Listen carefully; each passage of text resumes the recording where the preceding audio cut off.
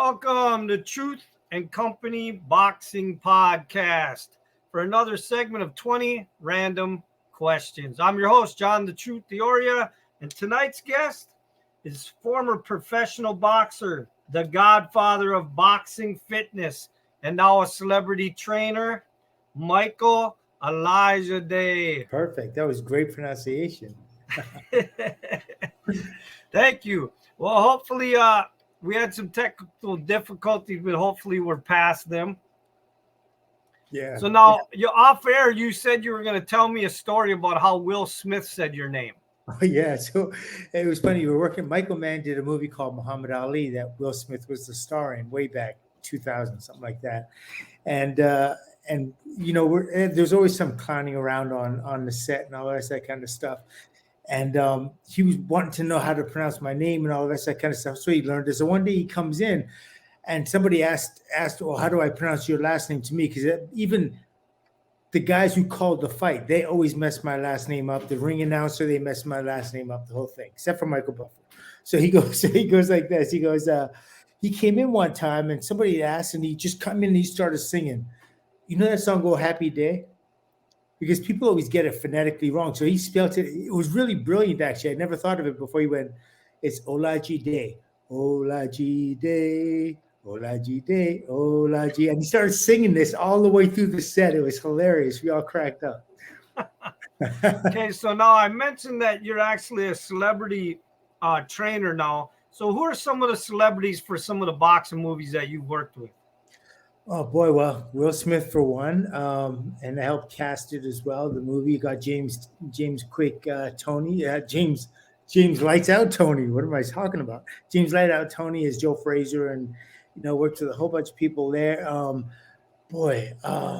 Now, what about Jake Gyllenhaal for Southpaw? Jake Gyllenhaal for Southpaw, got him in shape for that. I didn't do the choreography, but I got him in shape for it. He looked amazing. He jumped rope well. He's, you know what I mean? He was amazing. He really was. He's a hardworking guy, incredibly hard. Let me see. Jake Gyllenhaal, and I can't believe it. This is like what happens to me when you put me on the spot. I've taken too many shots over time. But the Wolverine in the oh my God, he's on Broadway right now. Come on, you can help me out. Who played the Wolverine in the movie? Yeah, of course. No, I'm on the spot and I can't think of his name. Well, I'm sure everyone else gets it. Okay, so yeah, everybody knows who it was. Everyone knows who it was. I've worked with. Oh my God! I wish you had that lineup asked me that lineup beforehand, but it'll come to me during our conversation, and when it does, I'll just spurt out their names, and I hope that's okay. Okay, no, that's fine. All right, so you ready for these random 20 questions? I certainly are. Yeah. Okay, question one: how did you get involved in the sport of boxing? My father was a boxer. He was a professional boxer. I was born in Liverpool, England. He boxed there before I was born, stopped before I was born. And then when I was 7 years of age, when my mother and father divorced, we came to Canada. My mother and father divorced, went separate ways. When I was 15, 16 years of age, I was looking for something to do.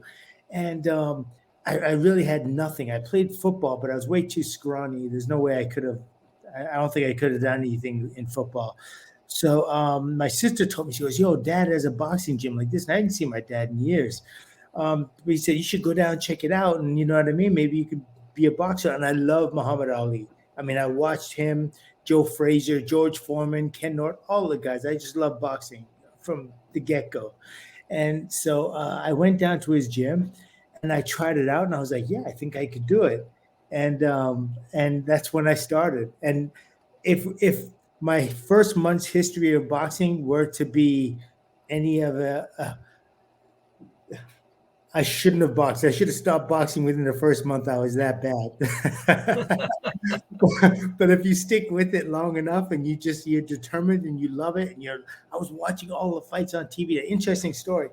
I used to go to Christian private school, and then we had like church on Sundays, of course, and between church in the morning and church in the afternoon, later in the afternoon, I used to run to the backyard in the alley, and in the alley you could see inside someone's uh, romper room downstairs, and I was looking through the window, and you could see the fight. So I like Danny Little Red Lopez was fighting, Ruben Oliveras, those Alexis Arguello, those guys, and I'd watched the fight through his back window because I had to stay at the church, right? And so I just loved Sunday afternoon fights, Saturday afternoon fights. I would watch them in the back of somebody's house, and then I'd come back to and I'd dream of like doing it one day. Oh my God, that's crazy. So question two, what boxers inspired you in your career? Muhammad Ali, Sugar Ray Leonard. Let me see. Sugar Ray Leonard, Matthew Saad Muhammad, light heavyweight champion, who was great. Boy, I mean, I got something from every single fighter. I mean, Jerry Quarry, his heart and his love of the fight and the sacrifice that he made, like every fighter makes, was incredible. Joe Frazier. I wasn't a George Foreman fan until his second incarnation. Then I was like, wow, this guy's incredible. Then I really appreciated him. But going back still, Jake LaMotta, Rocky Marciano, Sugar Ray Robinson. I loved all the guys. I loved every guy that stepped in the ring. I really did, and I tried to take something off every single individual. Like I watched what they would do. Roberto Duran, for instance, and me being like I'm 6'1" and a middleweight or light or welterweight, and I wasn't given to do the things that Duran would do, but I tried them, and a lot of them worked. And worked very well. Okay. Question three, did you have any boxing superstitions? Yeah, I had one, and it stayed with me to my dying day in boxing, and that was Jello before a fight. I had Jello before every single one of my fights, and the first time I didn't have Jello, and I was in Las Vegas, and they had no Jello in Las Vegas for some reason, and I lost. That was my first fight that I lost against Frank Tate for the world title. Every single other fight I had Jello, and that fight I didn't have it, and that was it. Did you have to have a specific flavor or it didn't matter? It just had to be, Jello, not pudding, nothing else, but it had to be Jello. Wow. All right. Question four, can you tell me about the incident that actually ended your boxing career? Yeah, the incident that actually ended my boxing career started in '86. That was the first time I was sparring. I was in the States. I was at Gleason's gym. We just made the jump from Canada to Madison Square Garden, brought us over to New York. I was boxing in Gleason's gym. I was boxing some guy, just a guy, and I wasn't paying attention. I just didn't have like that, the fire you're supposed to go into the gym with, that awareness at least. And the guy was big, he was strong, and he hit me with an uppercut under my eye. And it caused the eye to kind of like get caught in the socket. There are little muscles, we call it a bombardier fracture, or orbital fracture. And the muscles got caught in the eye, and the eye couldn't move. So at that point, I started to get double vision. And that was the start of the injury. It only got worse from there. Now, when you were sparring, were you preparing for a big fight then? No, I wasn't preparing for a fight. I mean, I knew I had a fight coming up. Yes, it was supposed to be in a couple of months, but I wasn't preparing for anything big. It was just like a 10-rounder at the Garden, and it wasn't a title fight or anything. Okay, but did you know right away when that happened that it was seriously injured? Yeah, absolutely. I knew that it wasn't topical. You couldn't see swelling and stuff like that. But the fact that my vision was off, like at that point I saw double. Your eyes sit on the orbital floor, a bunch of soft tissue bones. Then nature puts them together even. What happened was when I got hit, it was either a knuckle or a thumb. And when it went in the eye, it separated the floor that the eye sits on. The eye drops in the socket. And the muscles stay entrapped. So you need surgery to move them. But at that point, you're there and everyone's invested in you. And you really couldn't say anything because one, the athletic commission is going to say, well, you can't fight with double vision.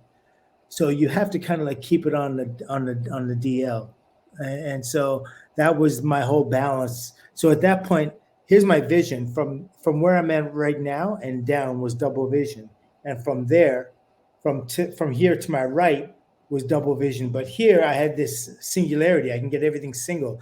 I just worked the muscles and I kept working them as much as I can to bring them closer, fuse them together. And so And one great thing that happened was when I held my head down like this, more of my field of vision was singular. So I kept my chin down more. So I said, "Oh, this is actually the advantage. I'm being forged into a fighter. Like I keep my chin down low, and you know what I mean, and that kind of thing." But now it wasn't the same. Guys that threw left hooks, especially, would murder me. It was always an issue, and because you have to kind of like which one do you duck, kind of thing. Uppercuts. Many guys didn't throw uppercuts against me, so that wasn't the biggest issue. And if they used their right hand, like I fought Hearns, and I fought Hearns with the same issue, but I didn't have double vision coming through from the right side, so I couldn't say that that affected me. But his left hand and Iran Barkley's left hand, for instance, they were big problems for me. That didn't actually end your career after that sparring match, and you had several fights after that. Oh yeah, that's when my career really started in New York. I at that point, that's when I started to fight some monsters. So, uh, it was, but you know what? I mean, I know fighters throughout time, and there's hardly a fighter that goes into a fight 100%, as you would think with other sports you do. Like if you're a 100-meter dash gold medalist or hockey, basketball, whatever it is. With boxing, you are the team. One person is the team. So if you're injured, it's going to affect your performance, and it's almost impossible for a fighter not to, because you're sparring so often, and there's so many punches coming at you. It's kind of like it's getting to the fight is a feat. Okay. So, question 5. Over the years, you've actually turned that eye patch into a fashion statement. So I know I'm curious, and I know some of the fans are probably curious. How many different eye patches do you actually own? Man, yeah, I kind of look at them as functional fitness, because for me, like everything is double vision out there. But how many do I own? I probably own at least different patches. 25, 35, something like that. Do you actually have a favorite one? I like my Eye of Horus, the silver one, and Silver one with the hook. yeah, with the hook, yeah, with underneath. So that was actually made after an Egyptian design, and it's got a real interesting positive story about it, and so I liked it, and that's what I went with. But I have like a plain one. I have the wing style. I have a cheetah. I have a panther. I have a rose. I have all sorts of different ones. Do you have anything that is related to boxing? Related to, I guess they are all related to boxing, that I created them because of a boxing injury. But I mean, none of them have like any gloves on them or anything like that would signify boxing. Yeah, no, they don't. Although I've been thinking about that. I was looking at the WBC belt, and maybe I'd get one up that way. Oh yeah, that would be pretty cool. That would be dope, right? Yeah. I'm gonna try that, and I'll give one to Mr. Solomon, the head of the WBC, just to make sure everything's okay. Okay. All right. Question 6. What do you get out of being a trainer? Man, well, you really help people, and being a trainer has more than just like the basics, that just understanding someone physically or helping them physically. You're helping them emotionally. You're giving them. It's like you're an energy source for them, and they confide in you a lot. That's one of the things that's not everybody, but there are people that will confide a lot in you, and they kind of use you as a sounding board as well. At the same time, they're getting the most out of themselves physically, because that's my job ultimately, to make sure they're stronger than when they started. When they're finished, they're happier, they're better, they feel a sense of accomplishment, all those things. That's the goal of a trainer. So you don't only want to help somebody physically, but spiritually as well. And sometimes it's no words at all, and it's just good hard work, and and you take them to a level they've never been to before. I like to take them into the realm of the professional athlete, but like it's getting fit without getting hit. But absolutely, their cardiovascular and their muscular endurance. When I worked with them, I worked with them to the level that they're professional athlete grade in that way. Okay. Question 7. What's something that your boxing fans don't know about you? Ooh, They may not know I'm 60 years old this month. Uh, they may not know that, boy, I'm married with two kids. No one in my family can believe that I'm still married for like 28 years now. I have two kids. One is in the Marines. He's a captain now. He's just been upgraded to captain. And my younger one was a basketball player in college. He went to Boston College, and now he's starting in physical therapy, and he went to school for that. But besides that, maybe they don't know the fact that I was the number one contender in the world for Marvin Hagler's middleweight title. That means there was Hagler was the champ. I was the number one contender. I beat a whole bunch of contenders to get up to that spot. I was supposed to fight him for the middleweight title, and Sugar Ray came out of retirement, and they made that fight instead. So my fight got pushed to the side, of course, because that was the fight everyone in boxing wanted to see. So, no, it's not like I'm upset about it, but maybe people don't know that. Yeah, that's probably something that the boxing fans would really be interested in knowing. I bet you a lot of them don't know that. Yeah, it was, the journey up was just so amazing. It was so magnificent, meeting so many people, the diversity of personalities, the diversity of people you're meeting, and you really see the seedy, ugly side of boxing, and at the same time, you see the beauty of it as well. This incredible, elaborate beauty. You see that, but you see the two sides of humanity, and it's crazy, really. Okay. All right, question 8. If you could have dinner with any 4 people in the world, dead or alive, celebrities, people from history, who would be at your dinner table? Muhammad Ali for number one.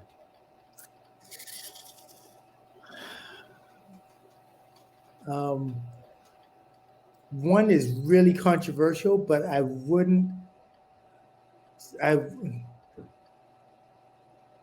kind of I like to walk a line and a risk. And there's some people I just like to understand like what their whole issue is. You know what I mean? And if they are just pure evil, then it's good to see that. So, you know what I mean? So these two are interchangeable. Either, and they wouldn't be number 2 anyway, that's for sure. But one of them would be Idi Amin, and the other would be probably the German guy who wasn't very nice in World War II, Adolf Hitler. And it's, I just want to know what their truth, what their truth is, but it's just, sometimes to see something so pure, you get a different understanding of humanity. And I'm really into humans and how we relate to each other and talk to each other and interact and why things are the way they are. But besides that, Anne Margaret and Pam Grier. Okay. All right. Question 9. If you could own any wild or exotic animal, which one would it be? Wild or exotic animal. Wild or exotic animal. Exotic. It would definitely be a leopard, either a panther.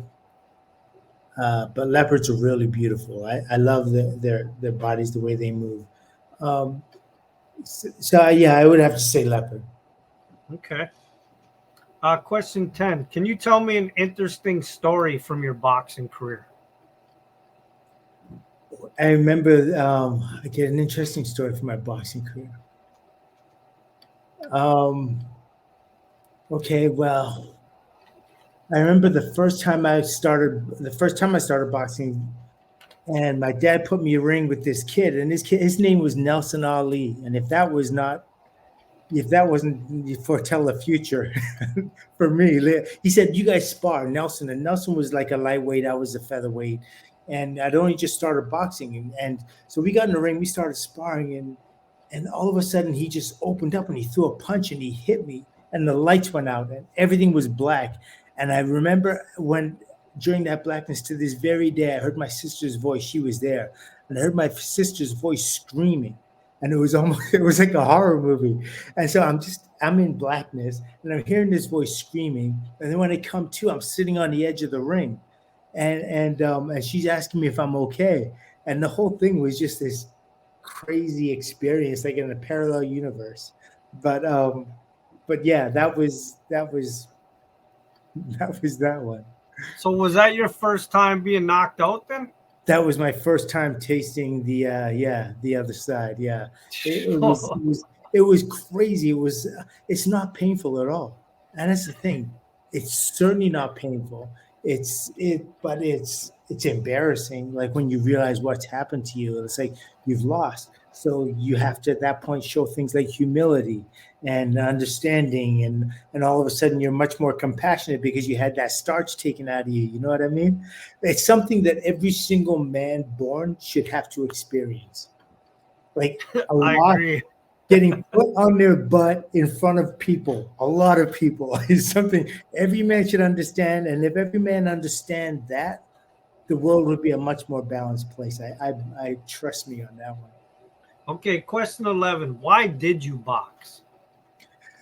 I really had nothing else to do. I was 15, almost 16 years old. I had nothing going on in my life. Like I would be working at McDonald's if I didn't do that. You know what I mean? Like I wanted to be a lawyer, and I love music, but I wasn't doing anything to go that way. You know what I mean? I graduated high school, not with any honors. I didn't do anything that was exceptional. I don't think I was necessarily, that thoughtful and individual. Like I didn't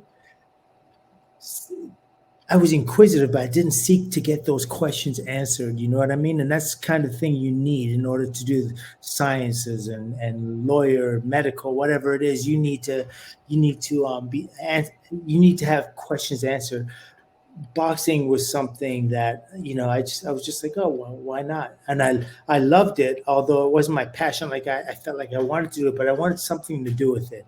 And this is a way to like bridge a gap between my father and I as well, who I didn't know that well. Now, did your father did he do pretty well as a professional boxer? It's really hard to say. When you look at the record book, Box Rec, my father's record is not a very good one. I think something like 2-8, something like that.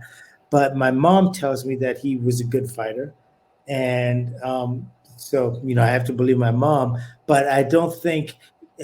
Look, my father had it really hard. He started boxing in Lagos, Nigeria, and from what he told me, he was a champ in Lagos, and then he made his way over to England, and then when he got to England, he fought more, and he was in Dick Tiger, who was a great middleweight champion um, back in the 50s, 60s. So he was a stablemate with Dick Tiger, and he was much lighter weight, so he didn't really box with him, just stablemate, and boxed on a couple of cards here in New York back in the 60s, early 70s. But I didn't really know much about him after that. Obviously, there was no video and footage of him. So, but his ring record says he was something like 3-8. And my mom said he was a really good fighter, and a lot of people in the neighborhood respected him. And actually, I went to Liverpool this year, and there was an individual who knew him from his boxing days, and they sounded pretty up on him. And if they remembered him, I guess he had to be kind of good. Okay. All right, question 12. Who was your favorite opponent that you fought? Favorite meaning Just somebody that it sticks out in your mind like, hey, that was a great fight. He was a great person. I had fun in the ring with. Just something like that. Nobody. I can't think of anyone that. I mean, there were guys that I didn't despise. You know what I mean? But there wasn't really anybody that I could say I liked. I liked the fight. I mean, I've shared the ring with guys, and you go to war and you respect them afterwards. Absolutely, you know what I mean. And every single one of my opponents, win or lose, I've always respected them after the fight. So it's all even in that way. But I can't remember going into a fight and I've lost the fight. I've lost fights and I've respected my opponents afterwards. I've lost fights that I didn't think I lost, and I respect those opponents still after.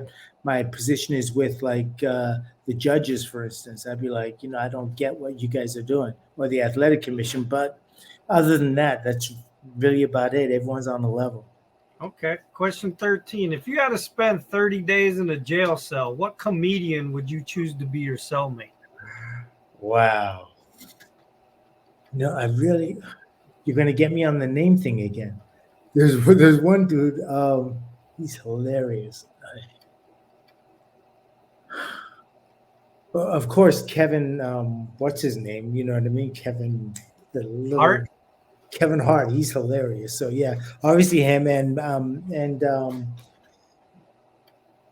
there's there's one comedian, and he has the bald head, and he's sort of like red hair, and he's hilarious. He was Is that also on Bill that. Burr?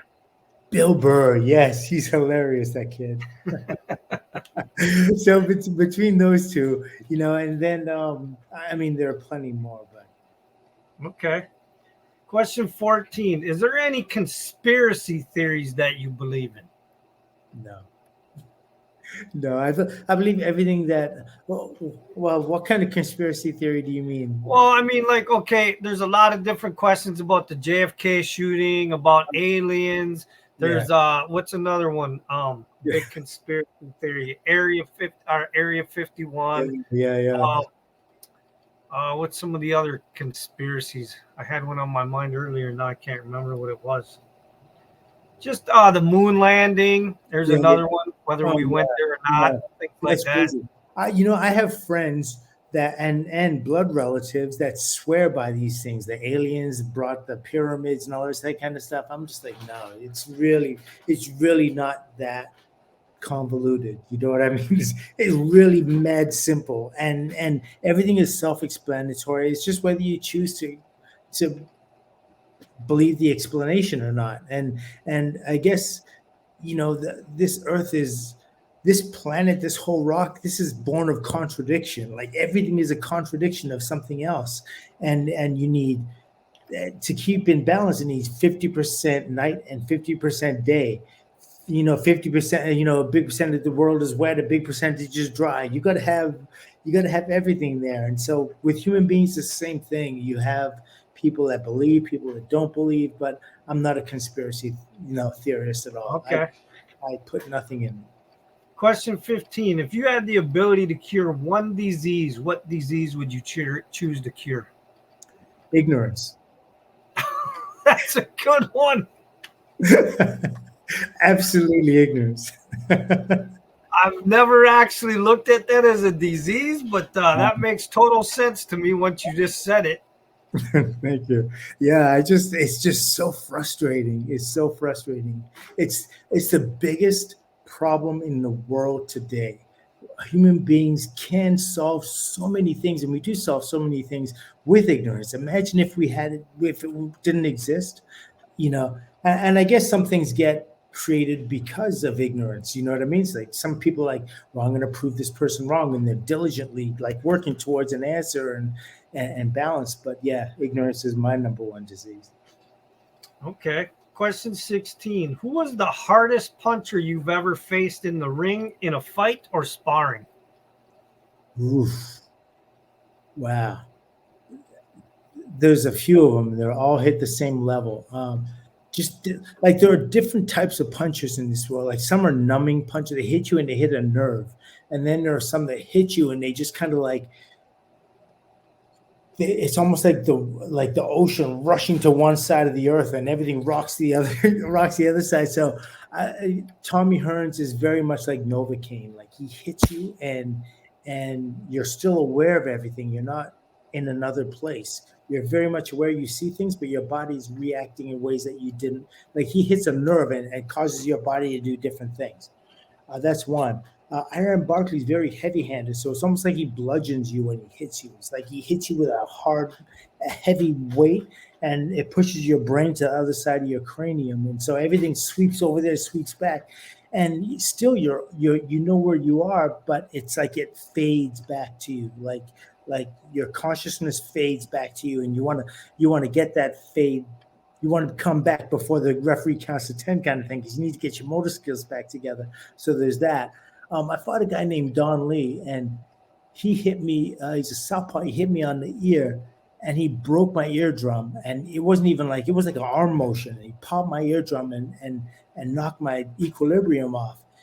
And yeah, he also hit me in the clavicle, like he hit me in the chest, and I almost felt like he was reaching in to grab my lungs and pull them out. Like every punch he threw was heavy, and I was extremely careful in taking him apart.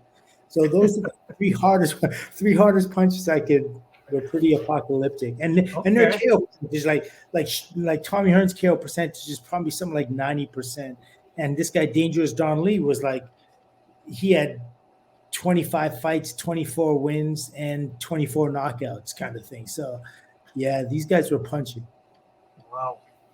Okay. Question 17. What has been the biggest accomplishment in your life? Staying married for 28 years and 2 kids. Okay. Question 18. If you could have a conversation with one person from history, who would you want to sit down and talk to? Oh, that's a tough one. Martin Luther King. Martin Luther King. There's so many. John Lennon. Boy. Man. Gandhi. There are popes. There's like Ramses II. I would love to speak to the person who actually was Jesus back in the day that they write about. You know what I mean? Like I would love to go back to that time in Israel and have that conversation with that individual, whether he was man or God or son of God or whatever it is. But that one individual who they based their claims off, I would love to speak to that gentleman named Jesus. Okay. And I have to say, I'm sorry, I'm not a religious individual, but that individual did exist, right? As far as I know, he's an actual living being. He lived at some point. So I would love to have that conversation with him. A conversation with him it would be really interesting. Okay. Question 19. Who is someone in your life that has inspired you outside the sport of boxing? Oh man, so many. There's one gentleman. His name was Alessandro Pereno, and he came at a very dark time in my career. He's an Italian gentleman, and we got to know each other. We were introduced to a mutual friend, Steve DePass, his name was, and so I met Alessandro Olajide, and he just was the world to me. He helped me at a time when I was just I was out, like I was down and out. I had nothing, and I was stuck in New York, and I had nobody, I had nothing, I had no money, and he was very much that kind of individual that was just like nursed me back to a health where I can get back in, and that's when I had my second birth in my career, and then I had Angelo Dundee as my trainer, and things went on the up again. So I got on an upswing. But post my boxing career, he was there for me. So I named my first son. My first son's name is Alessandro. His last name is Olajide, and I named him after him because he's not with us now, but he's my heart. He's really beautiful. Okay. All right. Question 20. What's your favorite quote?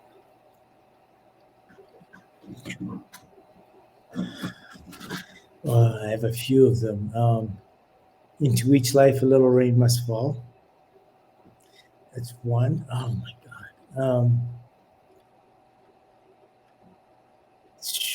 I'm thinking about it, and just like song quotes are coming back to me, and not,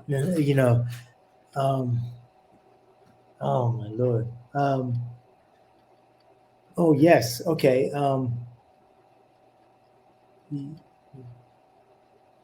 Okay, hold on. It's formulating in my head. It's right here. We have to come back to it before this is all over. But it has something. In the land of the blind, the one-eyed man is king. Oh, that's a good way to end it right there. Well, listen. Thank you, Brain. You're still there remotely. I love the fact that you came on and did the random 20 questions, that you had fun with them. I think you gave some really interesting answers. I love the stories. And if you got anything to say to anybody out there, your fans or anybody, go ahead. Yeah, thank you so much, John. And I honestly didn't mean to offend anybody when I mentioned, that the guy from the Reich in Germany, that World War II. And it's just that I look at things that like disharmonious things, and I want to understand them, because if you understand them now, you have ammo for the future, because they always come back around. They always reinvent themselves in one way or the other. So why not know? Knowledge is knowing. I'd love for the world to be in peace and for all of us to be, living together, understanding, no hardships, and everybody getting what they, what life is meant to give them, beautiful things, but that isn't obviously the truth. So I do want to make that straight and clear. But besides that, it's all love. I thank you so much for this opportunity. This is a blast. Well, I appreciate it. Hang on, and the truth has spoken.